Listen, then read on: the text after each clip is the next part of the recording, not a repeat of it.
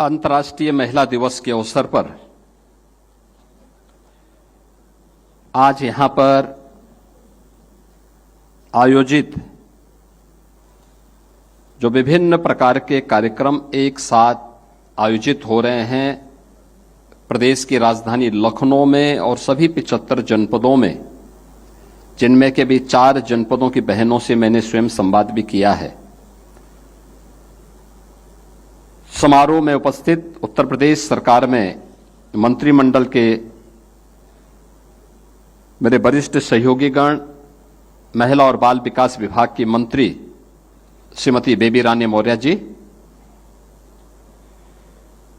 प्रदेश सरकार में श्रम और सेवायोजन मंत्री श्री अनिल राजभर जी,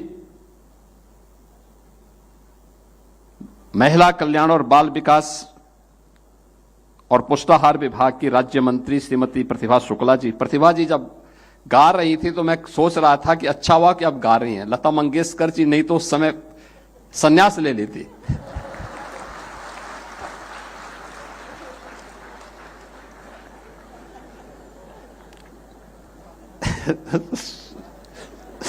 स्वर सम्राज्ञी का वो तो आप जी को खिताब मिलना चाहिए था। लेकिन अच्छा देखो, एक अच्छा प्रयास है। व्यक्ति जब अपने अंदर की हिचक को दूर करके बोलता है, आत्मविश्वास तब झलकता है और यह आत्मविश्वास सफलता की पहली सीढ़ी होती है। राज्य मंत्री श्रम और सेवायोजन श्री मनोहर लाल मुन्नो कोरे जी, उत्तर प्रदेश महिला कल्याण निगम की अध्यक्ष श्रीमती कमलावती सिंह जी, राज्य महिला आयोग की अध्यक्ष श्रीमती बबीता चौहान जी, उपाध्यक्ष महिला आयोग श्रीमती चारू चौधरी जी, उपाध्यक्ष महिला आयोग श्रीमती अर्पणा यादव जी, अपर मुख्य सचिव महिला कल्याण बाल विकास और पोषाहार विभाग श्रीमती लीला जौहरी जी, प्रमुख सचिव श्रम और सेवायोजन डॉक्टर M.K.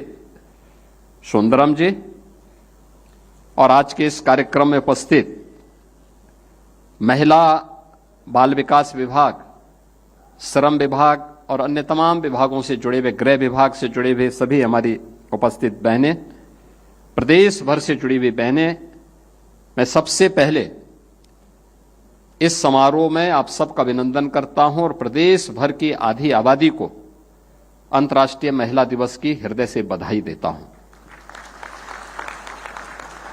आज यहां पे हम लोगों ने बहुत सारे कार्यों को यहां पे संपादित किया है एक साथ। आपने देखा होगा कि इस मंच के माध्यम से हम लोगों ने मुख्यमंत्री कन्या सुमंगला योजना के लाभार्थियों को चेक वितरित किया है। बेटी किसी पे निर्भर नहीं रहेगी, बल्कि जन्म लेने से लेकर के स्नातक तक की पढ़ाई के लिए 25,000 रुपए का एक पैकेज सरकार उसको देगी।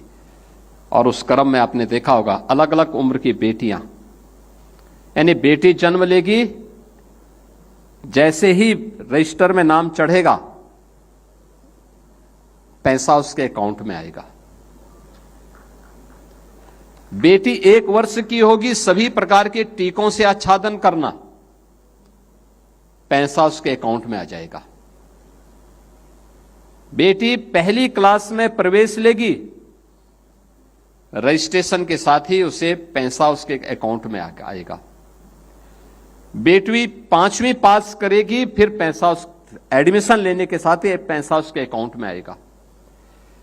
यह क्रम चलेगा जब तक कि वह बेटी हाई स्कूल या इंटरमीडिएट के बाद किसी अन्य कार्य में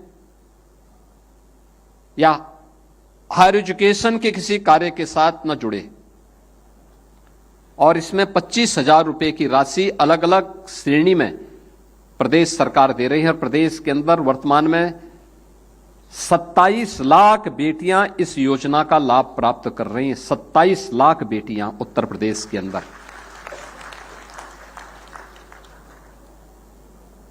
बेटी शादी योग्य हो जाए तो फिर उसको अभिभावक को चिंता नहीं करनी है कि पैसा कहां से आएगा।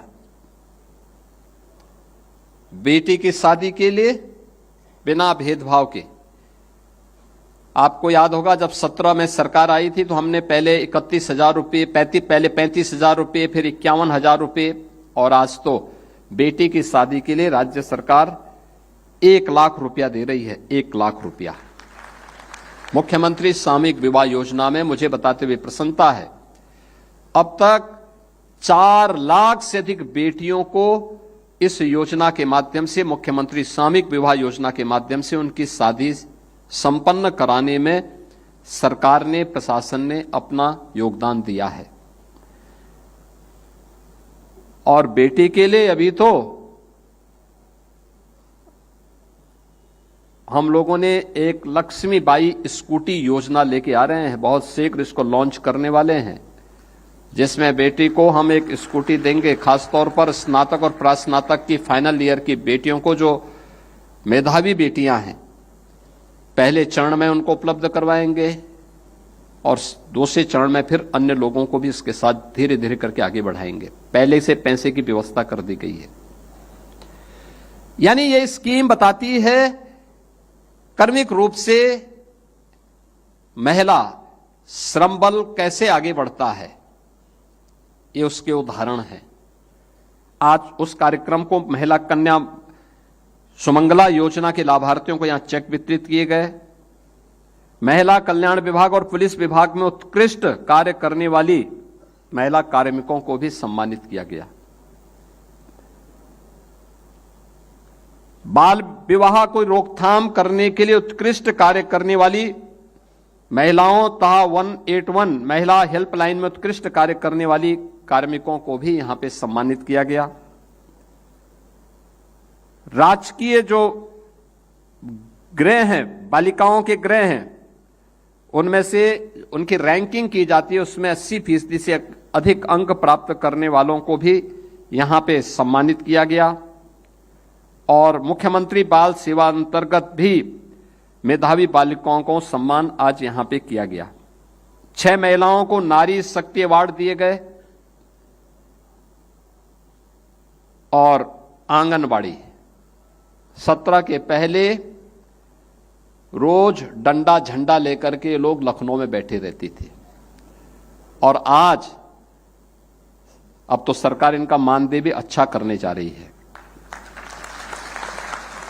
विभाग के स्तर पर शिथिलता थी, अब विभाग भी उसको तेज करने जा रहा है कि स्मार्टफोन के माध्यम से उनका एक एक कार्य वे अपलोड करेंगी और उसको परफॉर्मेंस बेस्ड करते हुए अच्छा सम्मानजनक मानदेय तो प्राप्त करेंगी। आज उनका एक कार्यक्रम का शुभारंभ हो गया कि 5 लाख रुपए की कैशलेस स्वास्थ्य की सुविधा उनको प्रदान करने का कार्ड यहां पे आज उपलब्ध करवा दिया गया है। ऐसे ही अन्य विभागों को हम करेंगे, आशा वर्कर को करेंगे, रसोईया को करेंगे। आपने देखा ना चंदौली में बैठ करके, आपकी गाजीपुर में बैठ करके एक बहन कैसे बोल रही थी। देखिए, निराश्रित एक समय हो गई थी, समाज ने उसको निराश्रित बनाया, लेकिन सरकार जब खड़ी होती है साथ में तो वह स्वावलंबन का एक मॉडल बनती है कि कैसे अपने पैरों पे खड़ा हो सकती है नारी भी, और इसका उदाहरण उन्होंने वहां प्रस्तुत किया है।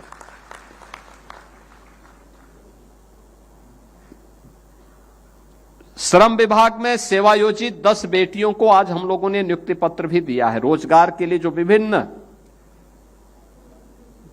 देश की, दुनिया की अच्छी प्रतिष्ठित कंपनियों ने जो रोजगार मेला, यहां पे पिंक रोजगार मेला लगा है, इसके माध्यम से लक्ष्य है बड़े पैमाने पे हजारों की संख्या में बेटियां रोजगार प्राप्त करें।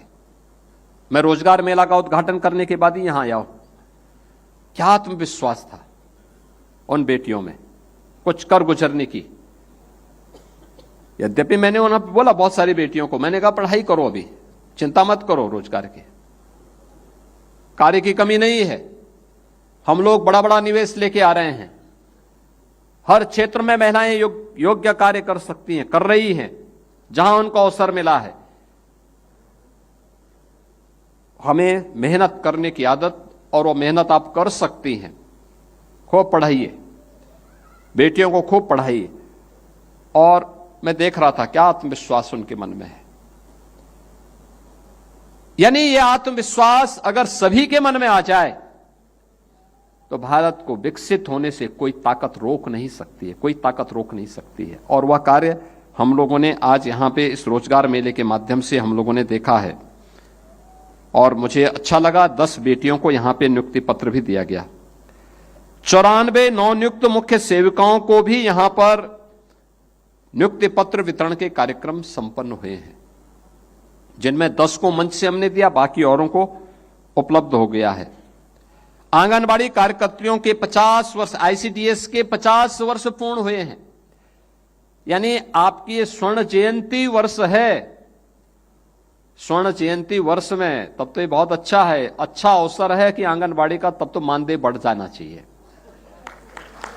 यानी 50 वर्ष के आप हो गए हैं, 50 वर्ष। और 50 वर्ष के कालखंड के दौरान अपनी उन उपलब्धियों को लेकर के आपको कार्य करना चाहिए। आपके कारण क्या परिवर्तन आया है, आज यहां पर उससे संबंधित एक पुस्तिका का विमोचन भी हम लोगों ने आत्ममंथन के माध्यम से किया है। और बाल विकास और पोषाहार विभाग के अंतर्गत जो मुख्य सेविकाओं के द्वारा उनकी कैपेसिटी बिल्डिंग के लिए क्या कुछ हो रहा है, इसके लिए सारथी पुस्तक का विमोचन भी यहां पर आज यहां पे संपन्न हुआ है। श्रम विभाग के द्वारा जो विभिन्न प्रकार के उदिता फाउंडेशन द्वारा विकसित 9 दिशा पुस्तिका का विमोचन भी यहां पे किया गया है। रोजगार संगम पोर्टल का मोबाइल ऐप भी यहां पे लॉन्च किया गया है। और आंगनबाड़ी कार्यकर्तियों को लगभग 9 करोड़ रुपए बीमा प्रीमियम का और डीबीटी के माध्यम से उनकी यूनिफॉर्म का पैसा भी आज यहां पर वितरण करने की कार्रवाई की गई है, जिसमें यूनिफॉर्म वितरण करने के लिए अलग से लगभग 30 करोड़ रुपए की धनराशि उनको यहां पर उपलब्ध करवाई जा रही है, जिसमें 2 आंगनबाड़ी कार्यकर्तियों और 2 सहायकों को मैंने मंच पे उन्हें यह सम्मान दिया है। सेवा मित्रों को भी यहां पे यूनिफॉर्म वितरण के कार्यक्रम को इसके साथ जोड़ा गया है। यानी ढेर सारे कार्यक्रम आज यहां पर संपन्न हुए हैं। जो भी लाभार्थी हैं, कुछ लोग मंच पे आ गए, कुछ लोगों को पहले वितरण हो या इसके बाद वितरण हो जाएगा। मैं इन सभी बहनों को और प्रदेश भर के अलग अलग जनपदों में जिन्हें आज ये सम्मान प्राप्त हो रहा है, उन सभी को इस सम्मान के लिए हृदय से बधाई देता हूं, अपनी शुभकामनाएं देता हूं। आज जब हम अंतर्राष्ट्रीय महिला दिवस के अवसर पर यहां पर उपस्थित हुए हैं, परिवर्तन कैसे आता है, हमने उसके लिए प्रधानमंत्री मोदी जी के 5T के उस विजन को ध्यान में रख के काम किया कि अपनी परंपरा यानी ट्रेडिशन, टेक्नोलॉजी, ट्रांसपेरेंसी, ट्रस्ट जब एक साथ मिलते हैं तो ट्रांसफॉर्मेशन होता है। यानी ट्रेडिशन, हमारी परंपरा का सम्मान करना। भारत की परंपरा क्या है, उन परंपराओं का आदर करना, विरासत का सम्मान। विरासत का सम्मान हो, विकास अपने आप ही रास्ता तय कर लेता है। हम उसको आगे करें, उसके लिए हमें क्या कुछ करना होता है, यानी उसको हमें टेक्नोलॉजी के साथ जोड़ करके उसको और आसान करना होता है। टेक्नोलॉजी के साथ जोड़ना, कार्य में ट्रांसपेरेंसी होनी चाहिए, पिक एंड चूज नहीं होना चाहिए। ट्रांसपेरेंसी होनी चाहिए।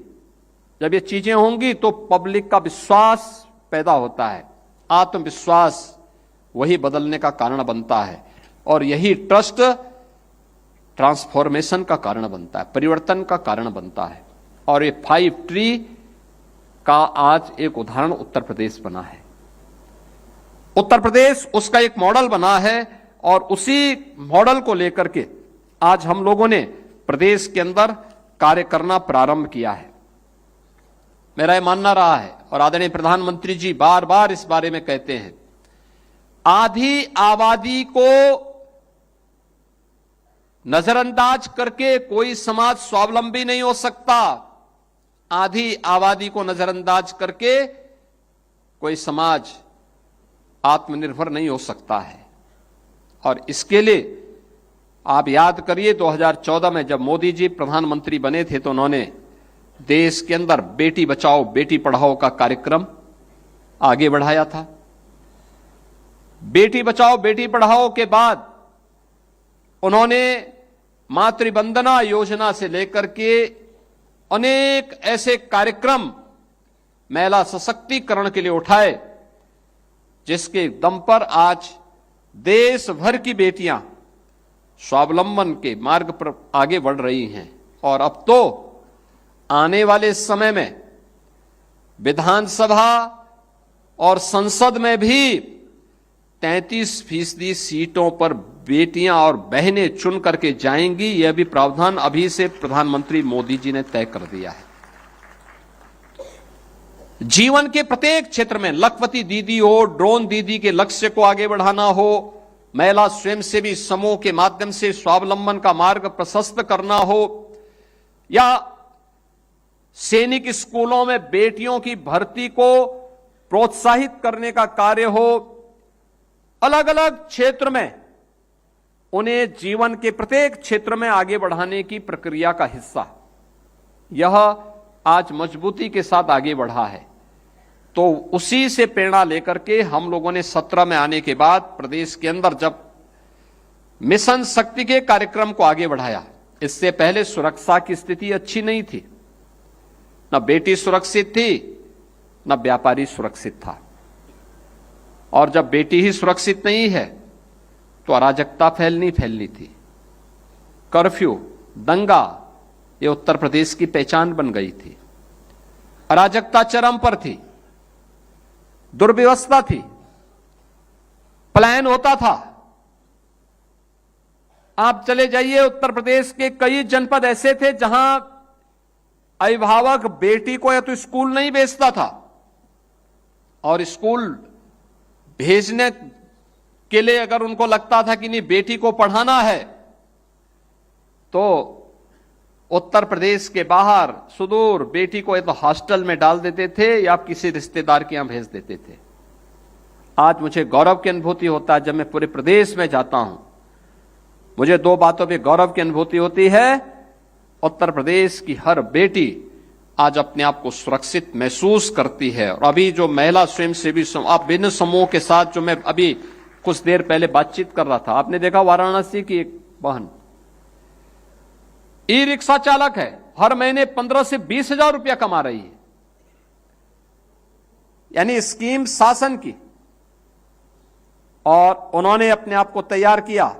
पहले लोग हंसते थे, आज वह सबको हंसा रही है अपने कार्यों के माध्यम से, गौरव की अनुभूति करवा रही है। यह होता है स्वावलंबन। आज प्रदेश में मैं कहीं जाता हूं मुझे अच्छा लगता है, बेटी स्कूल जा रही है, कोई डर नहीं, किसी प्रकार का संकोच नहीं। बेटी की सुरक्षा सरकार के जिम्मे, और इसीलिए जो सौदे पहले सुरक्षा में खतरा बनते थे उनका इलाज करने के लिए हम लोगों ने उत्तर प्रदेश पुलिस बल में 20% बेटियों को आरक्षण दिया, उनकी भर्ती की। आप याद करिए ना, 1947 से 2017 तक उत्तर प्रदेश पुलिस में कुल 10,000 महिला कार्मिक थी। महिला कांस्टेबल और महिला के अलग अलग पदों पर महिला केवल 10,000 थी, और 17 से अब तक इनकी संख्या हो गई है अब 44,000 से ज्यादा है। देखो ना कितना गुना ज्यादा हो गया है। यह संख्या बताती है कि हम सही दिशा में हैं। और जहां पे इन्हें बीट पुलिस अधिकारी के रूप में दायित्व दिया गया है, ये जाती हैं, महिलाओं की काउंसलिंग करती हैं, सुरक्षा की गारंटी भी देती हैं, लेकिन सबके बावजूद अगर कोई सौदा, कोई दुराचारी फिर भी दुस्साहस करता है तो अगले चौराहे पर यमराज के दूत भी उनका टिकट काटने के लिए बैठे रहते हैं कि बेटी की सुरक्षा में सेंध लगाओगे तो फिर जगह नहीं मिलेगी धरती पे। यह उत्तर प्रदेश के अंदर आज आप देख रहे होंगे किस रूप में ये सारी चीजें एक साथ देखने को मिल रही। 2017 में जब मैं मुख्यमंत्री बना था, मैं देखता था लगभग 60% बेटियां ऐसी थी जो नंगे पैर स्कूल जाती थी। बेसिक शिक्षा परिषद के स्कूलों की मैं बात कर रहा हूं। 60% से अधिक बेटियां थी नंगे पैर स्कूल जाती थी। मैं जब एक जनपद के भ्रमण में निकला, मुझे प्रातः एक मंदिर में दर्शन करना था, वापसी में मुझे एक स्कूल का भी निरीक्षण करना था। मैं निकला चित्रकूट में कामदगिरी पर की पवित्र पहाड़ी की परिक्रमा करने के बाद मैं वापस आ रहा था। मैंने जिलाधिकारी से कहा, मैंने कहा भाई मुझे जिलाधिकारी संभवतः उस समय जो आज लखनऊ के जिलाधिकारी हैं यही वहां के जिलाधिकारी उस समय संभवतः थे। तो मैंने उनसे कहा, मैंने कहा मुझे एक बेसिक शिक्षा स्कूल का भ्रमण करना हो। तो मुझे बताया गया साहब कार्यक्रम में तो नहीं। मैंने कहा इसीलिए तो मैं जानना चाहता हूं कि क्या स्थिति है वहां पे। स्कूल जाते हुए मैंने कुछ बेटियों को देखा नंगे पैर। मैं एक जगह रुका, मैंने एक बेटी से पूछा, मैंने कहा कहां जा रही हो? फटे हुए कपड़े, नंगे पैर, फटा हुआ उनके बैग उनके कंधे में लटक रहा था का स्कूल। मैंने कहा स्कूल जा रही हो तो अकेले जाती हो? गांव की और भी बालिकाएं थी। मैंने कहा घर में कौन कौन है? कहा भाई भी हैं। वो दोनों बहन स्कूल जा रही थी। तो मैंने कहा भाई कहां है? भाई स्कूल नहीं जाता है क्या? कहा नहीं, भाई जाता है वो दूसरे स्कूल में। तो मैंने कहा भाई दूसरे स्कूल में क्यों, और आप इस स्कूल तो कहां जा रही है? कहा मैं प्राइमरी स्कूल में पढ़ती हूं।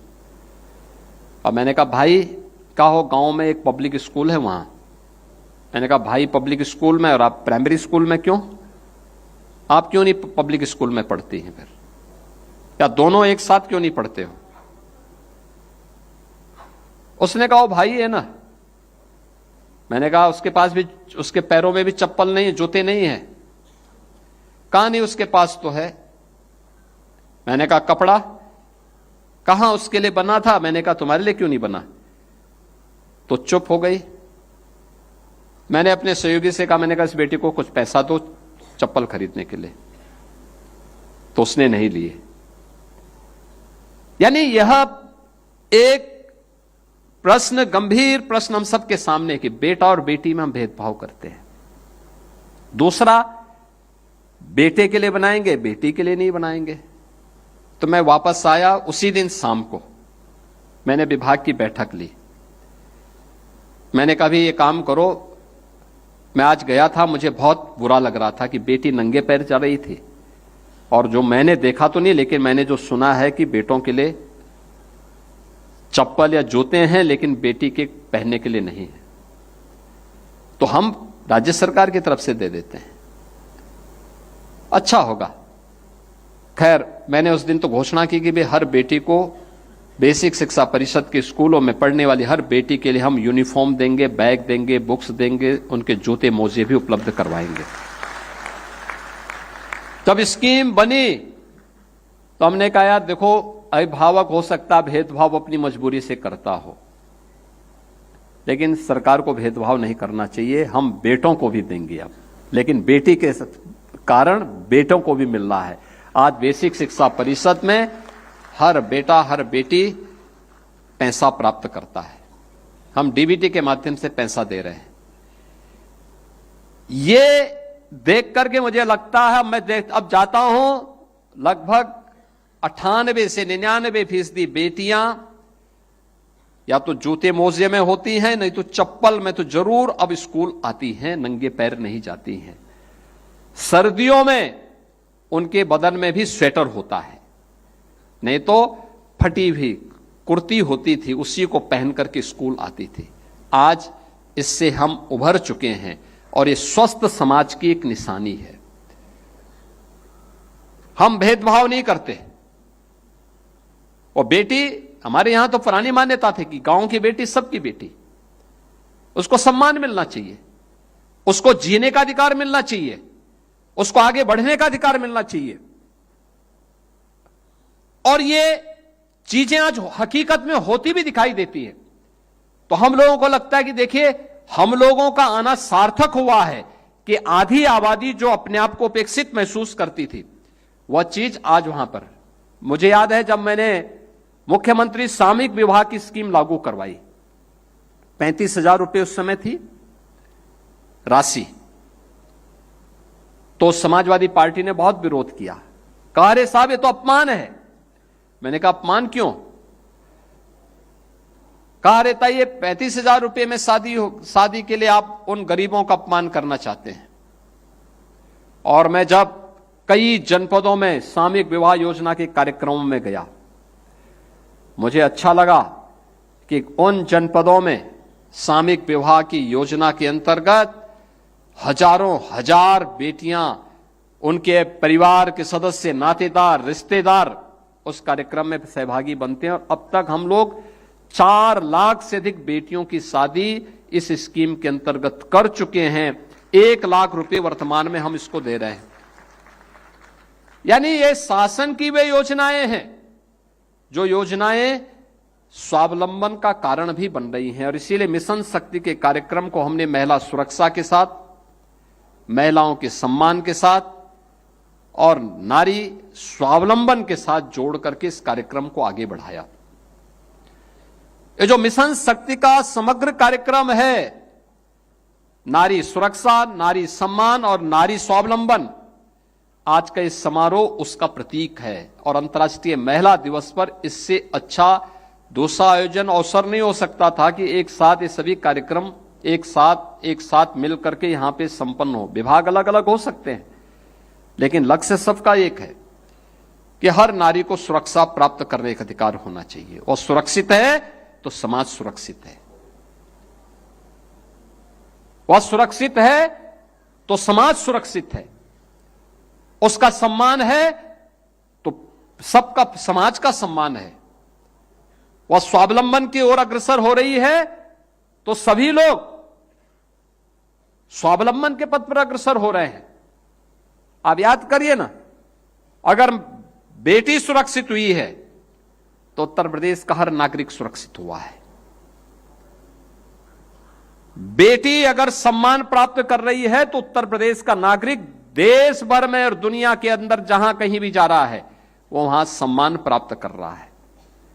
उत्तर प्रदेश के अंदर अगर नारी स्वावलंबन के पथ पर अग्रसर हुई है, इसका उदाहरण यहां पे से अनिल राजभर जी ने भी अपने उद्बोधन में कहा।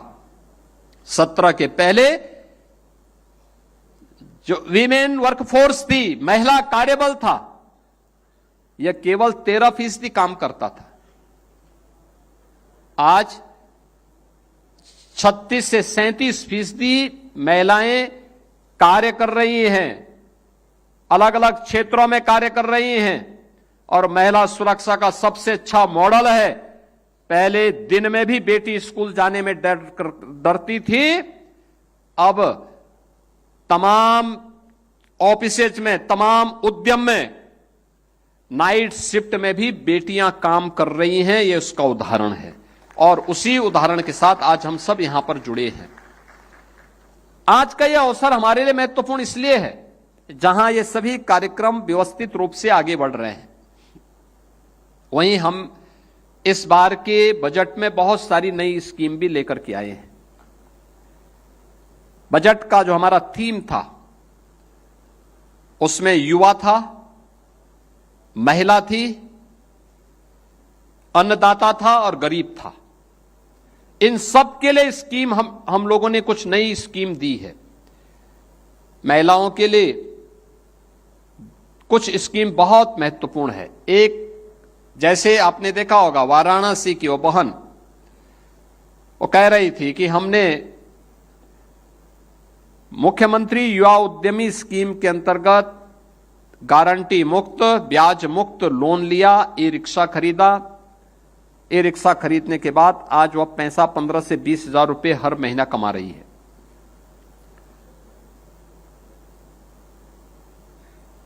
मुख्यमंत्री युवा उद्यमी स्कीम के अंतर्गत ये योजना है। आप 5 लाख रुपए तक का लोन ले सकते हैं। उसकी ट्रेनिंग होती है। लेकिन बहुत सारी महिलाएं ऐसी भी हैं जिन्हें अपने कार्यक्रम को आगे बढ़ाने के लिए इससे ज्यादा लोन चाहिए, या बहुत सारी गृहिणी ऐसी हैं जिनको अपने घर के कार्य के लिए कम पैसे का लोन चाहिए। इस बार हम लोगों ने बजट में इसका व्यवस्था किया है और बजट के माध्यम से हम इस बार महिला उद्यमी विपणन स्कीम के अंतर्गत, जैसे प्रधानमंत्री जी ने यूनियन बजट में सी मार्ट की बात की है, उसी तर्ज पर यूपी के अंदर महिला उद्यमी विपणन केंद्र के माध्यम से इस व्यवस्था को तो आगे बढ़ाना चाहते हैं कि महिला स्वयंसेवी समूह जो कुछ भी बनाएगी उसके लिए बाजार तक पहुंच उसकी आसानी से हो सके, इसके लिए उस प्रकार के सेंटर स्थापित करना। गांव-गांव में हो, न्याय पंचायत स्तर पर हो, ये तो कार्यक्रम करेंगे ही। सस्ते में और फ्री में गारंटी मुक्त, ब्याज मुक्त लोन भी मिल सके, इसके लिए भी एक स्कीम आ रही है। मेधावी बेटियों के लिए स्कूटी स्कीम भी आ रही है। और साथ साथ हम लोग इन सभी स्कीम को आगे बढ़ाने के साथ ही ढेर सारे ऐसे कार्यक्रमों को लेकर के आ रहे हैं जो ने आत्मनिर्भरता के लक्ष्य को प्रदान करने की दिशा में महत्वपूर्ण भूमिका का निर्वहन करेंगे। यह सरकार के स्तर पर किए गए वे प्रयास हैं जिसका लाभ आपको आने वाले समय में प्राप्त होगा। और मुझे देख करके प्रसन्नता होती है कि पिछले 11 वर्ष में महिलाओं को अलग अलग क्षेत्र में स्वावलंबन की दिशा में अग्रसर करने में एक बड़ी भूमिका का निर्वहन हुआ है। प्रधानमंत्री आवास में घर नहीं है तो सबसे ज्यादा पीड़ित तो महिला होती थी। घर में शौचालय नहीं तो सबसे ज्यादा प्रभावित महिला होती थी। घर में रसोई गैस नहीं है तो सर्वाधिक पीड़ा महिला को झेलना होता था, क्योंकि घर के सभी सदस्यों के लिए समय पे भोजन बनाना, ईंधन नहीं है, जैसे तैसे बेचारी समय पे भोजन बनाती थी। लेकिन अब ऐसी स्थिति नहीं आएगी। अब उज्ज्वला योजना का कनेक्शन है और वर्ष में 2 बार आपने देखा होगा, होली पर भी और दीपावली पर भी हम लोग फ्री में रसोई गैस भर करके सिलेंडर उपलब्ध करवाते हैं हर उज्ज्वला योजना के लाभार्थी को। राशन कार्ड 15 करोड़ लोग राशन की सुविधा का लाभ प्राप्त कर रहे हैं। 5 करोड़ 60 लाख लोगों को आयुष्मान भारत की सुविधा का लाभ पहले ही दिया जा चुका है। और इस बार हम लोगों ने शिक्षा मित्रों को, अनुदेशकों को, आंगनबाड़ी को, आशा वर्कर को, रसोइयों को, होमगार्ड को, इन सबको भी इसके साथ जोड़ दिया है। यानी लाखों की संख्या ये है जो इस योजना का लाभ प्राप्त करेंगे। शिक्षकों को जोड़ दिया है। अकेले शिक्षकों की संख्या 10 लाख से ज्यादा है। कैशलेस सुविधा, बेसिक, माध्यमिक, उच्च, वे गवर्नमेंट के हों, गवर्नमेंट एडेड हों या फिर सेल्फ फाइनेंस के हो, इन सबको हमने सुविधा उपलब्ध करवा दी है। 70 वर्ष से ऊपर के प्रत्येक वरिष्ठ नागरिक को इस सुविधा का लाभ दिया गया है। निराश्रित महिला पेंशन, वृद्धजन पेंशन और दिव्यांगजन पेंशन में 1 करोड़ 6 लाख से अधिक उन परिवारों को 12,000 रुपए सालाना पेंशन की सुविधा का लाभ दिया जा रहा है। और हम सोचते हैं कि थोड़ा इसमें भी वृद्धि कर दी जाए, तो उस दिशा में भी हमारा मंथन चल रहा है। पैसा उसके लिए भी व्यवस्था की जा रही है और करेंगे जरूर, क्योंकि समाज में हर व्यक्ति खुशहाली हो, यह व्यक्ति के स्वावलंबन का आधार यहीं से प्रारंभ होता है। और वह एक बड़ी ताकत हम सबकी उसके माध्यम से बनती है। और उसी कार्यक्रम को आगे बढ़ाने की दिशा में आज हम लोगों ने ये कार्यक्रम आगे प्रारंभ किए हैं। हम लोगों का मानना है ये जो मिशन शक्ति का थीम है कि सुरक्षा, सम्मान और स्वावलंबन, याद रखना सुरक्षा पहली शर्त है। हर व्यक्ति को सुरक्षा मिलनी चाहिए। सुरक्षा हर व्यक्ति में आत्मविश्वास भरता है। आत्मविश्वास उसे आत्मगौरव की अनुभूति कराता है और आत्मगौरव का यह भाव ही व्यक्ति को आत्मनिर्भरता के लक्ष्य को प्राप्त करने की दिशा में अग्रसर करता है। ये आत्मनिर्भरता यही विकसित भारत की संकल्पना का आधार बनने वाला है। प्रधानमंत्री जी ने देशवासियों के सामने लक्ष्य तय किया है 2047, भारत का वह दिन जब ये देश अपनी आजादी का शताब्दी महोत्सव मना रहा होगा। उस समय कैसा भारत चाहिए? विकसित भारत। विकसित भारत जहां पे हर व्यक्ति खुशहाली से अपना जीवन यापन कर सके, आगे बढ़ सके, और उस दिशा में किए जाने वाले प्रयास आज उसी दिशा में किए जाने वाले प्रयास का एक हिस्सा है। अभी आने वाले समय में अनेक कार्यक्रम आगे बढ़ाएंगे।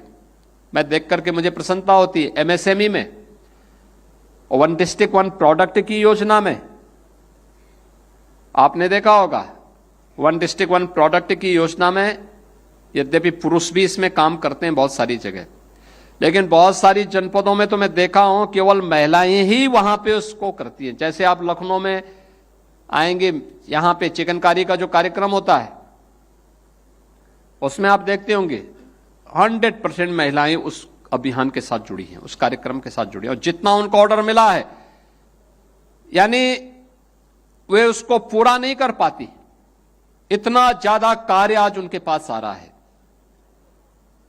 वन डिस्ट्रिक्ट वन प्रोडक्ट के बाद अब हम वन डिस्ट्रिक्ट वन कुजीन की तरफ भी गए हैं।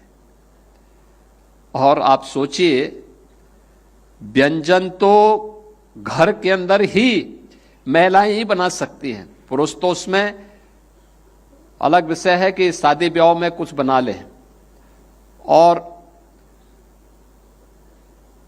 महिला बनाएंगी तो स्वाभाविक रूप से वो कुजीन स्वादिष्ट भी होगा और उसकी ब्रांडिंग भी होगी। आपने देखा होगा जौनपुर की वह बहन कैसे बोल रही थी कि हम एफपीओ चला रहे हैं, एक किसान कृषक उत्पादक संगठन के माध्यम से लोग उसकी ब्रांडिंग करते हैं, उसके लिए एक प्लेटफॉर्म उपलब्ध करवाते हैं। आपने देखा होगा वह ड्रोन दीदी के रूप में भी उनका समूह काम कर रहा है, मशीनरी के माध्यम से भी काम कर रहा है, उनके द्वारा मिलेट उत्पादन के माध्यम से उसकी पैकेजिंग करके उसको भी मार्केट तक पहुंचाने की, बाजार तक पहुंचाने का कार्य हो रहा है। उनके द्वारा नमकीन उत्पादन करके मार्केट में पहुंचाने का काम हो रहा है। अन्य अनेक अभियान एक समूह के माध्यम से, यही तो स्वावलंबन की निशानी है, और ये वहीं से प्रारंभ होता है। तो वन डिस्ट्रिक्ट वन कुजीन में भी अलग अलग जनपद की अलग अलग योजनाओं को हम लोगों ने इसके साथ जोड़ने का काम किया है। यह भी महिलाओं के लिए एक नया अवसर है, और मुझे बताते हुए प्रसन्नता है कि उत्तर प्रदेश के अंदर लगभग जो 20,000 स्टार्टअप काम कर रहे हैं अलग अलग क्षेत्र में, इसमें आधे से अधिक महिलाओं के द्वारा संचालित हैं। महिलाएं उसको संचालित कर रही हैं, उनको आगे बढ़ाने का काम कर रही हैं। एक नई स्कीम इस बार के बजट में हम लोगों ने दी है, पैसे की व्यवस्था की है। हर न्याय पंचायत स्तर पर एक डिजिटल इंटरप्रेन्योर की स्थापना करना, उसकी स्थापना करना, और 8,000 न्याय पंचायत हैं। 8,000 का मतलब 4,000 से अधिक केवल महिलाएं इसमें भर्ती होने वाली हैं। 4,000 से अधिक महिलाओं को हम इसके साथ जोड़ने वाले हैं, जो हर न्याय पंचायत के अंदर विभिन्न प्रकार के कार्यक्रमों के साथ जुड़ेंगे, लोगों को जोड़ेंगे, उन कार्यक्रमों को आगे बढ़ाएंगे। उत्तर प्रदेश का ये मॉडल रहा है, खासतौर पर बीसी सखी। हर ग्राम पंचायत में बैंक का लेन देन का काम आज बीसी सखी कर रही है, वो एक मॉडल है।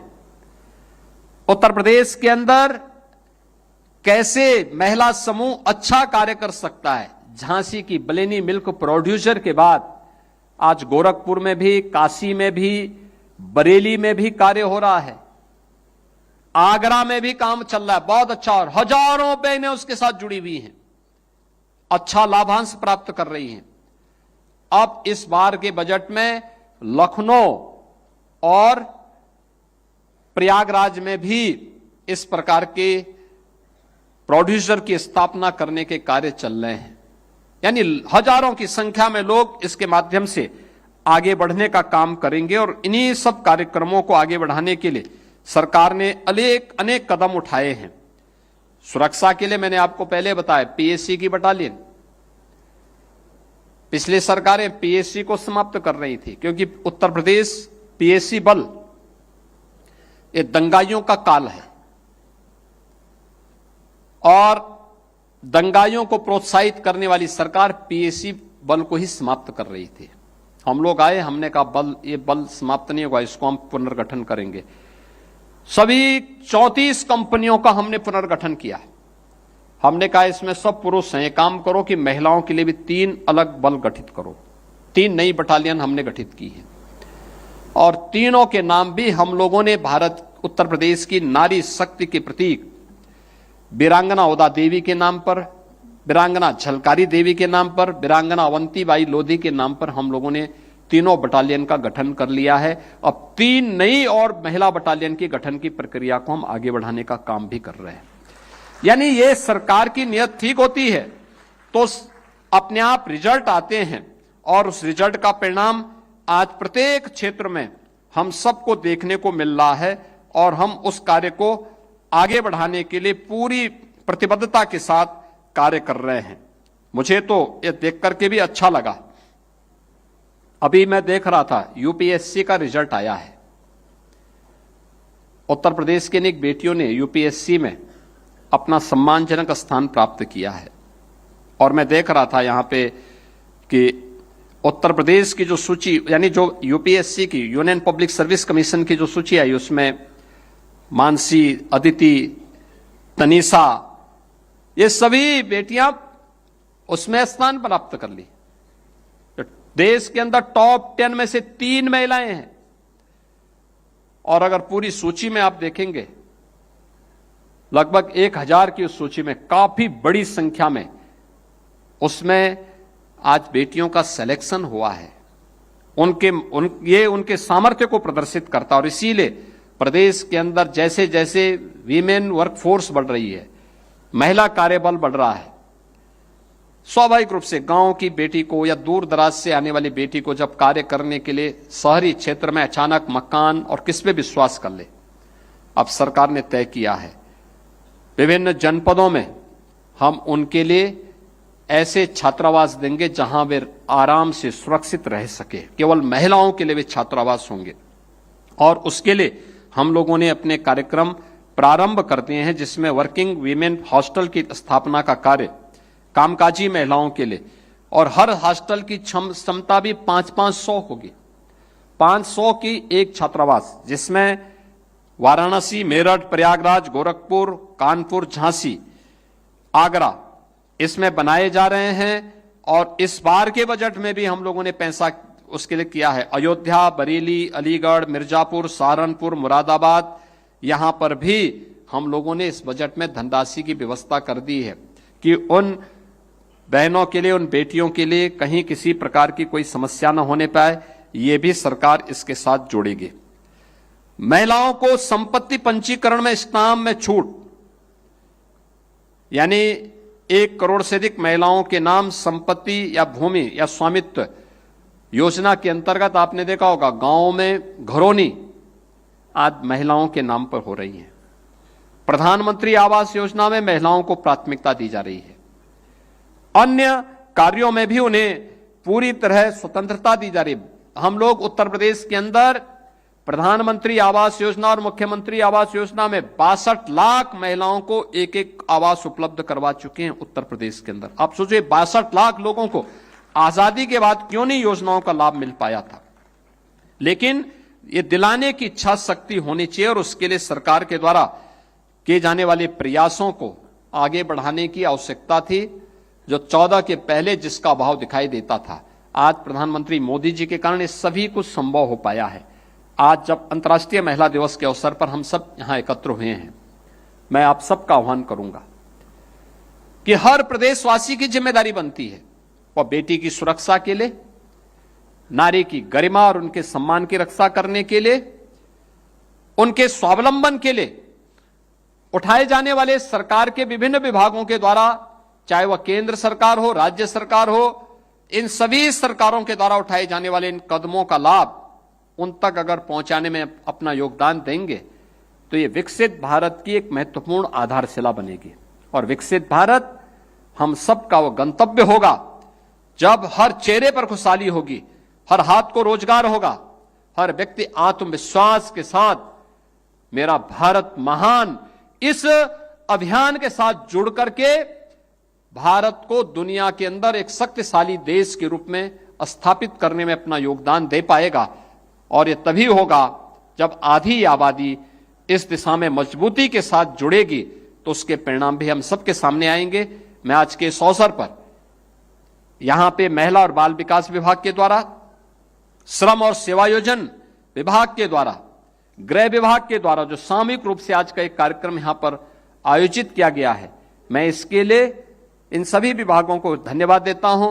आप सभी को मैं अंतर्राष्ट्रीय महिला दिवस के अवसर पर अपनी बधाई देता हूं, अपनी शुभकामनाएं देता हूं और विश्वास करता हूं महिला मिशन शक्ति का हमारा अगला चरण नवरात्रि में प्रारंभ होगा और उस दिशा में हम लोग सब मिलकर के एक सामूहिक प्रयास को आगे बढ़ाएंगे। इस विश्वास के साथ आप सबके प्रति मेरी मंगलमय शुभकामनाएं हैं। धन्यवाद। जय हिंद।